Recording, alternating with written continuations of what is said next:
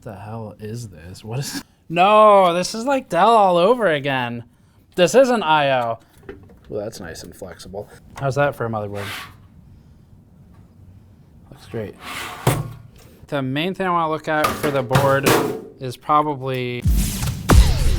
We're back with another pre-built review today. This one is of a small HP box. We've already reviewed the likes of Dell, which is HP's closest large OEM competitor. We've looked at smaller ones like Skytech and ABS with the Challenger. Those two were the two thus far that have done the best in our reviews. And then we've looked at an assortment of others. So HP comes in now as one of the largest players. We asked HP's support for help to choose the parts. And that was the wrong decision if we actually needed help, but it was a great decision for making content about one of the honestly just dumbest assortments of parts we've seen in a gaming PC from our pre-built yet. Before that, this video is brought to you by Be Quiet and the Silent Base 802 case. The Silent Base 802 got high accolades in our review for its high build quality and its versatility in both silence-focused and airflow-focused builds. The 802 comes with swappable mesh panels or noise-damped panels, so you have options for either approach. The Silent Base 802 case is able to fit larger builds as well without being overbearing, and it stands out for its mechanics quality and assembly quality. Learn more about Be Quiet's new case at the link in the description below. For the quick overview, our pre-built reviews go pretty in-depth, but we really like to focus on the assembly quality, the teardown, and sometimes we'll throw in a curveball for the manufacturers, like randomly doing an audit of their support capabilities. We did that with NZXT a year or two ago at this point, and they failed miserably at the time. And we decided, you know, it's time to do this again. So we tested HP support. We'll talk about some of that today. Our normal process for this involves buying a pre-built gaming PC that typically is one of the truly pre-built ones, meaning they've pre-selected the parts. It's not a you go through and pick and choose and sort of customize the build. This is one of the SKUs they offer in this price point. We buy it and then we review it because a few things. One, that's where they'll typically do the best because they build a lot of them. And two, it's the most representative of what the most people buy from that pre-building company.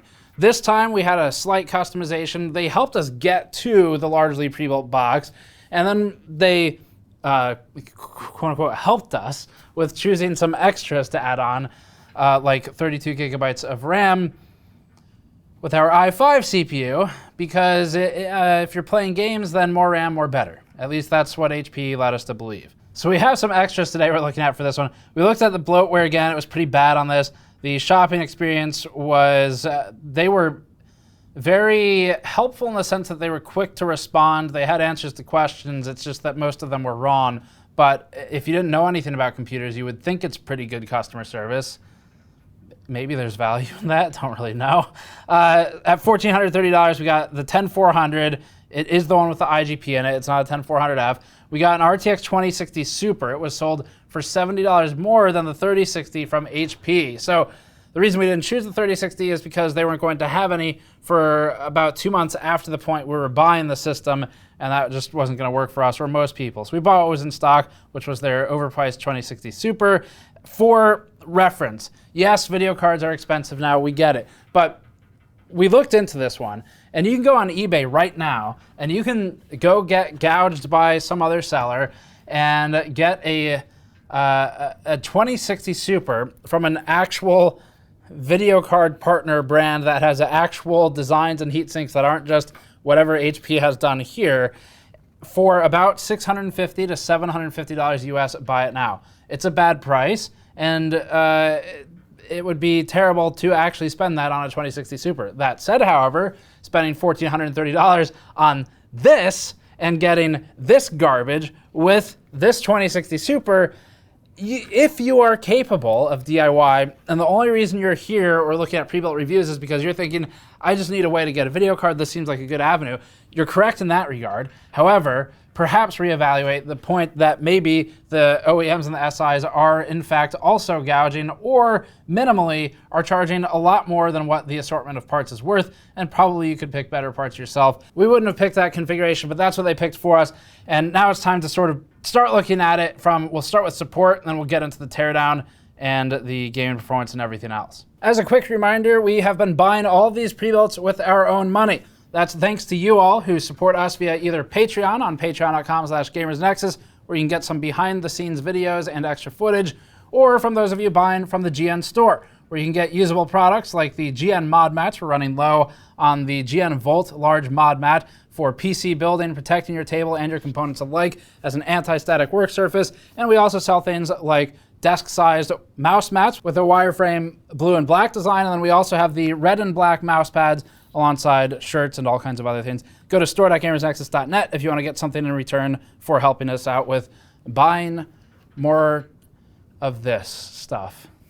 So we told them gaming only, target is 1080p, 144 FPS. That gives them something specific to shoot for. We told them we want to play the games Splitgate, which by the way is awesome if you haven't played it, CSGO, Rocket League, and Rainbow Six Siege, which happens to be in our testing suite, so that gives us something to validate against. And we also told them that we weren't sure how much money we wanted to spend because we as the user, we're not knowledgeable enough to know how much we should spend to get something worthwhile. So basically, we said the goal for the PC is playing these games at this frame rate, this resolution. Please help us figure out what to buy. HP quickly linked us to this. This is the HP Pavilion TG01-1160XT. Its pricing is variable, but it starts in the high hundreds and it goes into the thousands. When we asked HP about the differences of AMD and Intel, they told us that AMD was good for a cheaper PC while Intel was good for high-end gaming. They also told us, quote, if you really want to enjoy and have greater gaming experience, it is best to have a 32 gigabytes of RAM, which also a lot of gamers preferred to have for their PCs. They asked us how quickly we wanted the PC. We told them no later than 3 weeks, 2 to 3 weeks for sure, we need it here.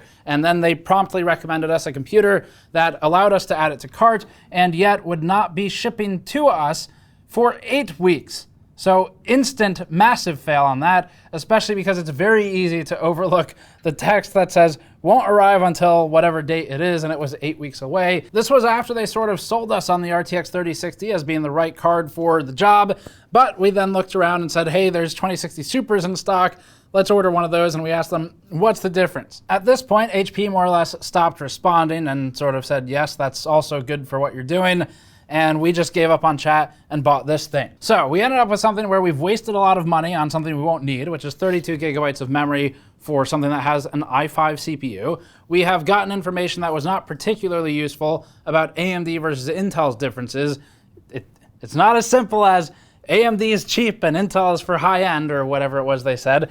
And we ended up with an initial recommendation that was many times multiple further in the future than what we had actually requested. So HP starts out with a hard F for the support system, and now we can move on to taking apart the computer. At this point, the computer's been completely tested. We've finished thermal testing, game testing, noise, everything else. So we can take it apart now without accidentally making it better when we reassemble it. So this is the Pavilion. It's very small. Actually, hang on one second. Okay. So that's the Dell G5. I feel like there should be a Wilhelm scream every time we bring this thing out. But you can see they're similar in size, and actually the HP system manages to be somehow smaller. They're both using proprietary parts, it's very clear. But they're technically made by competitors, and we've already reviewed the G5 5000. Similar in size though. There's no ventilation at all. This is just... The thing we noticed immediately when we took it out of the box was the front panel was not even sealed. You can see they've sealed off the video ports to make sure that the only idiocy that happens is at HP and not at the user's end of things. Let's, oh, there's this too. Really appreciative of this feature where they've used, what the hell is that? Like a Torx screw with a flathead bisection in it. So just to make it really easy to get the panel off. So instead of using a Phillips head or a thumb screw, we're gonna go ahead and use a Bizarro Land Torx screw because we don't want customers to open it, but we also want to make sure they can if they have to. So we're gonna do both. The chassis is almost certainly 20 years old. I'm not exaggerating. They're not mounting a fan or anything like that there. What the hell is this? What is going on? Okay, all right, so I don't know where to start. It's like I'm being gaslit by HP. I'm actually not sure if I've ever taken a computer apart or if I've ever built one or even seen the inside of one because This is a foreign concept to me. So we have a motherboard, allegedly. Fortunately, they've already done a lot of the work for us here and not connected the panel. Oh no. Oh no, it's even worse. No, this is like Dell all over again. This isn't I/O. There's the front I/O. So there's your, well, that's nice and flexible. There's your chassis I/O built into the motherboard. Just, you know, HP is just doing everyone a favor. They want to make sure that once you realize you're done with this computer, it can go where it truly belongs, which is the trash, because this is not maintainable. This is a custom motherboard. It's not a standard form factor, and that means it has truly zero use outside of this specific chassis, and that's tremendously wasteful and sad. So that's a great start to things, where we've got the I/O built into the front of the board, including, oh, there it is, including the power switch right there. Because why make a separate PCB in the chassis when you could just make a motherboard that is useless in any other scenario? Okay, all right. Watch this. I was thinking about maybe disconnecting the power cable, and when I went to look for the tab to pull, I noticed how well the PCB is secured to the rest of the video card. It is completely separating as I push on it. This is an HP branded card. Obviously, NVIDIA makes the GPU itself, but HP is responsible for whatever bullshit is underneath the shroud, and we'll look at that soon. I see at least 2 heat pipes in there, so that's good. There's something. We'll do a separate teardown on this. I mean, it looks like a kind of real cooler. It's single fan.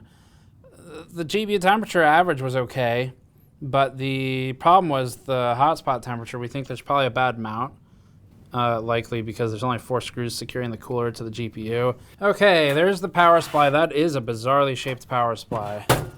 Oh no, I've made a classic mistake. I tried to use a Phillips head screwdriver on a computer.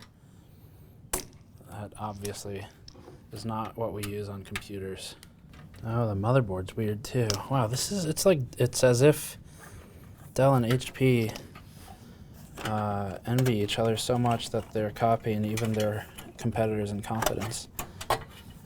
Check this out. So the power supply is 80 plus gold, allegedly, and do 18 amps on 12 volt main.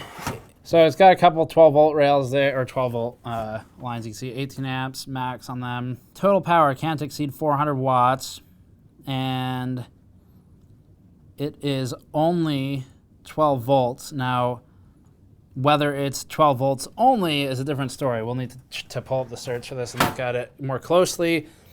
Having only 12 volts is not necessarily 12 volt only as the spec goes, but it does only have 12 volts. Here's the weird scenario. There's this cable, 3 wires plugged into what on the board is labeled power command, P2.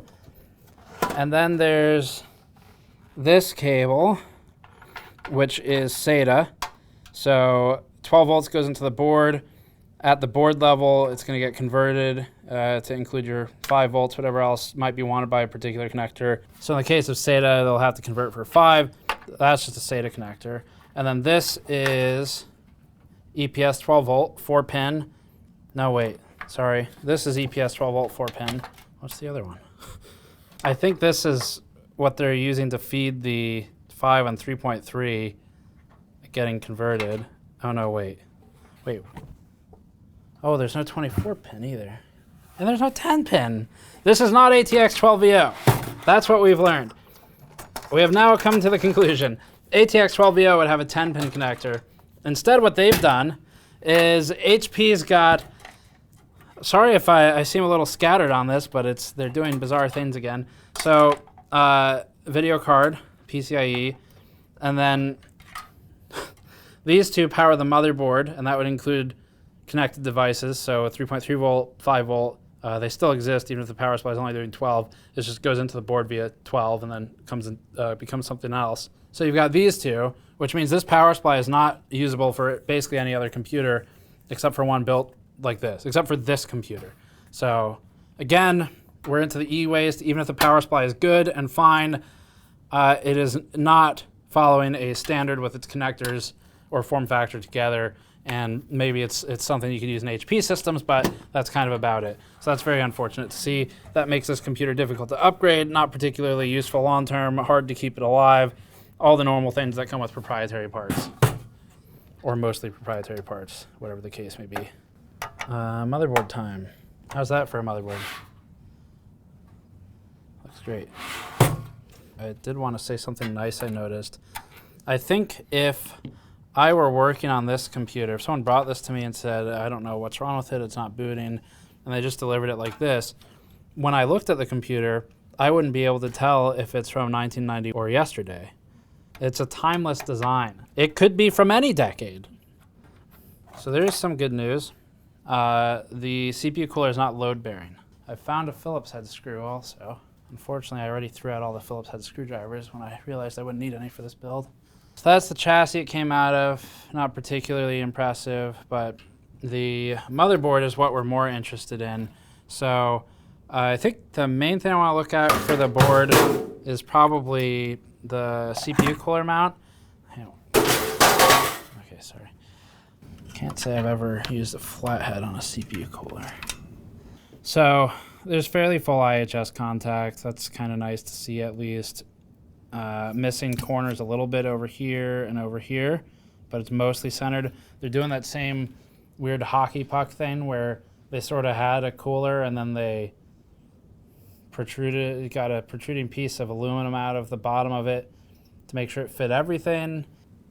I feel like that line should be on the outside of the computer itself. They're not lying. There's definitely nothing serviceable in here.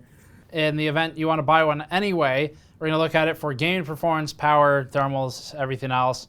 And we'll talk about BIOS and the included instructions too. Thermals start us off. First with the auto configuration testing.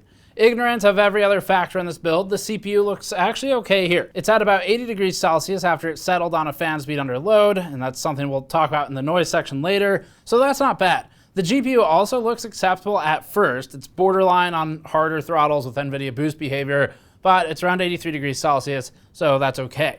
The real trouble is in the GPU hotspot, measuring at about 98 degrees Celsius, as the GPU average temperature is fine. This indicates to us an impressively bad mount or design, specifically as it relates to securing the cooler to the GPU. We'll take apart the video card potentially in a separate video and maybe run a review of it if there's enough interest in it, so check back for that. In the very least, the CPU fan is behaving as it should and mostly ramping evenly to deal with the heat load. As we get into gaming benchmarks, just a reminder that gaming performance is mostly the result of a good CPU and a good GPU, neither of which are actually made by the companies selling these computers, and that's fine.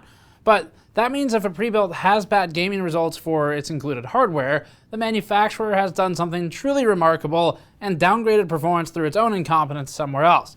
We've seen this a lot, sadly, and the OEMs and the SIs really do have a lot of power to bring down the performance of something that's otherwise good. Rainbow Six Siege is one of the games we told our sales rep that we wanted to play, so we'll start with this one. Rainbow Six runs ridiculously high frame rates in general, so this one does manage to hit our FPS target that we told the sales rep about. The Pavilion runs at 215 FPS average, with lows better positioned than some of the other systems that ran only one stick of RAM. Unfortunately though, the low-end CPU for the price limits performance to only 7% better than the ABS Challenger, despite costing 43% more money. That's horrible value. You shouldn't get scaling that bad until you're at a much higher class of hardware. The RAM doesn't help us at all here, and the CPU is the reason we're limited on performance more than anything else. That budget for the memory, it would have better gone towards the CPU. You'd be better off saving the $430 and buying the Challenger instead. And then, if you wanted to upgrade the RAM, it's something that pretty much everyone can handle on their own, and the same goes for storage. You could spend less than half of the savings and upgrade both aspects while getting a better case, a better cooler, and better overall assembly. At 1440p, the Pavilion ran at 162 FPS average, allowing it more of a lead over the Challenger than previously. That's now a lead of 28%, and this is because we've become GPU bound rather than CPU bound. Lows are below where they should be, thanks to some of the bloatware that HP installs, but not low enough that it's producing noticeable stuttering. They've definitely left performance on the table for multiple reasons here. In Cyberpunk 2077, the Pavilion managed 90 FPS average, about 36% more performance than we saw on the 10400F with GTX 1660 Super combo from ABS, and again, that's 43% more expensive to get that performance uplift. The RTX 2060 Super is responsible for this performance increase, and it encroaches on the RTX 3060 and 3060 Ti turf, where we see them combined with some of the higher end systems. Obviously, the 2060 Super outdoes the slew of 1660 Super SKUs we've tested for these pre-builts previously, so it's really not a surprise that it's performing where it is. The performance isn't bad in this test or this game, but the value would be significantly better if our sales rep didn't push 32 gigabytes of RAM onto us so that it can fit more games. To be clear to any novices, that's not how it works. For Hitman 3, the Pavilion gets a did not finish score. It did finish the testing technically, but it had extremely high variance even across 8 test passes. The averages didn't make sense, and they're not representative of the variance or the experience. The reason for the variance, again, is largely attributable to HP's decision to load a dump truck worth of bloated, useless software onto the computer.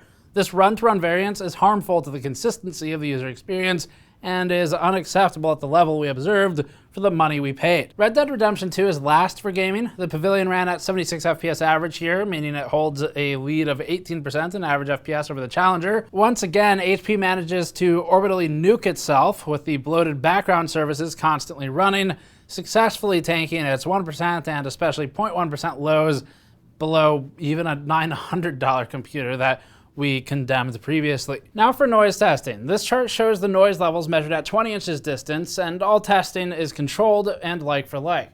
The Pavilion ran at 42 dBA under maximum load, or about 30 dBA idle. The idle noise level is actually appropriate for this, and it's better than most of the others. So that's a positive. It only took us half of the review to find a positive, but it is a positive. The maximum noise level also is okay here. It doesn't really become noticeable in an annoying way until approaching or exceeding maybe say 44 dBA for this type of system in our test environment. The time to ramp to maximum noise level under 100% CPU and GPU load is about 178 seconds in this one. This is looking at hysteresis and the fan curve, and faster ramp means stopping thermals from running away too much sooner, but ramping too quickly means transient or jumpy fan speeds during the loads that start and end rapidly like you might get in gaming.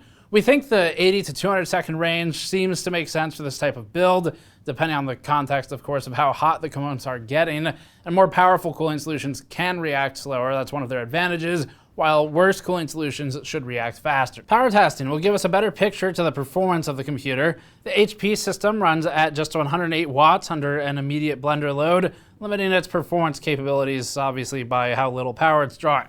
It's on the low side of power consumption, which can be good, but it's also mixed in with the lower performance. In gaming power consumption, the Pavilion ran at 247 to 266 watts on average. That's about what we'd expect for this combination of parts, so there's nothing weird to talk about here. Time to talk about the BIOS setup and instructions. On first boot, Windows went through some typical OEM EULA screens and some registration information requests that we skipped past. Once booted into the OS, we were greeted by pop-ups for a wide range of HP's advertisers, namely McAfee, Dropbox, and ExpressVPN. HP installs plenty of first-party help and support bullshit on their systems as well. The Omen Gaming Hub and more requests for information made appearances after the first round of OEM Bloatware 2, and connecting to the internet for the first time brought a third and fresh wave of pop-ups, as if HP had pre-installed a virus from the Windows XP days. Microsoft Edge even had some preset bookmarks for HP and its other advertisers. The pop-ups will continue until the programs are uninstalled, or until morale improves. We're not sure which. This level of bloatware is completely unacceptable for a pre-built. The entire point of paying someone else to build the computer is that they don't sell you a piece of shit weighed down by malware, and yet here we are. Presumably because we had already exhausted our idiot budget on sales recommending 32 gigabytes of memory and an RTX 2060 Super for 144 FPS gaming, HP then had to work its hardest to idiot-proof the rest of this system. HP's Quick Start Guide is more general purpose than the guides we've seen from smaller companies like Skytech. It's more suitable for all of HP's computers, and there's no internal packing foam. For better or worse, as iWayPower has shown us in the past. The HP Pavilion's peripherals are similar to the flimsy, generic ones that shipped with the Dell G5 and the Alienware systems, except worse. Dell's aren't the literal worst. HP's keyboard, on the other hand, is. It has the F keys and their secondary functions swapped. So, for example, in order to hit F12, you need to hit function F12. This is incredibly annoying and ruined our day. The mouse works normally, but it's flat and sharp-edged in what looks like an attempt to either imitate an Apple Magic Mouse or excoriate the user. This is a scenario where it's actually not better than nothing, because literally nothing would be better for both the user and the planet. You could get a better mouse and keyboard from the dumpster of a local organization. Remember too, this is being sold as a gaming PC. On to BIOS. Controls are extremely bare bones. Fan speed cannot be controlled through BIOS, and everything is locked down. The sole notable feature is that the 10400's IGP can be enabled if desired, but it's off by default. The discrete 2060 obviously is vastly more powerful for gaming, but it's worth enabling Intel's IGP for video decoding in Premiere and Handbrake. There are menus outside of BIOS for running diagnostics and updating BIOS, although these presumably aren't meant for end users to access. The included RAM has no XMP, and we wouldn't be able to run it if it did anyway, which on the upside is one fewer opportunity for HP to screw this up. The sticks have JEDEC timing specified for up to 3200 CL22, but they're limited to 2666 CL19 because of this particular platform choice, and this is the speed they were set to out of the box. The timings on this RAM are atrocious, especially for the speed it's running, and there's really nothing else to say about it. The pre-installed NVIDIA driver was 460.93. This is a release from late 2020, so HP is about a year back on that NVIDIA driver. It's bizarre and unnecessarily old, while the BIOS was from July of this year. There's no missing drivers or other obvious problems reported by Windows Device Manager, so that's good. And on first boot, we had a problem when connecting an Asus Strix Aerion external drive to any of the onboard USB ports, front or rear, which caused a USB power surge message to appear repeatedly, but since then the issue hasn't recurred. And to be clear, this shouldn't happen. We've used this drive on a lot of computers at this point. So that's it for the pile of e-waste we bought for $1,430. At this point, not really sure what to do with it. I guess we'll reassemble it or something. Anyway, maybe we'll find something to do with this. But obviously, we don't recommend this computer. We did not have a great experience with HP. The problem with HP, specifically from our experience with their support, is that it comes across as maybe helpful and maybe competent, because the answers are most of the time fairly direct, and they appear to have confidence, but then they recommend stupid things. So thus far, the best things we've found have been Skytech, based on that one build we bought, and ABS, the Challenger from Newegg. Both Skytech and ABS have builds that we wouldn't recommend, so you'll need to exercise some judgment, look at the configuration, make sure it makes sense, especially the case, the cooling. That's where most of the companies trip up. But at least the components list was on the competent side, the pairings made sense, the pricing wasn't outrageous, whereas here, you're spending an extra, say, really about $430 over the ABS Challenger, and you're not getting much more in most of these instances, and in several you're getting less, like quality overall of the build, the components, the usability of them, the secondhand life of them, the ability to replace, maintain, and keep alive a system that uses standardized, standard form factor parts versus this pile of eventual trash. So that's really the difference, and if you were to buy something that's $1,000 using standardized parts instead, you can take the $430 difference between this HP box and whatever that is, and spend your way up to getting equivalent GPU and CPU silicon components, especially with the 10400, to this thing, while ending up with overall a far better experience, far better build quality. The difference is you would have to socket those parts yourself. So if you're capable of that, that's no problem. If you're not capable or you're uninterested in doing that, that's fine too. There's nothing wrong with not wanting to build your own computer or modify it or maintain it, but we would still recommend shopping somewhere else instead. Certainly don't buy the TG01-1160XT. This thing is atrociously bad. So that's it for this one. Thanks for watching. As always, you can go to store.gamersnexus.net or patreon.com/gamersnexus to help us out directly. And to answer the question of, did it get the It's Better Than Dell award? No, it didn't. It's at best equivalent to Dell. We'll see you all next time.